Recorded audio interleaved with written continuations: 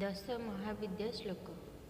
काली तारा महाविद्या पड़ोसी भुवनेश्वरी बगला छिन्नवस्त्र च विद्या धूमावती तथा मातंगी त्रिपुरा चैव विद्या च कमलात्मिका एता दश महाविद्या सिद्धि विद्या प्रकृता भक्त्य शंभु यथा नित्य चतुर्वर्ग फलप्रद सर्वाभीष्ट प्रदायिनी साधकान महेश्वर काली महाकाली तारा विद्या षोडशी भुवनेश्वरी बगलामुखी छिन्नवस्ता धूमवती मातंगी त्रिपुरा एवं कमलात्मिका कमला एही दश महाविद्या सिद्धि प्रदान करी भावरे जनाशुना।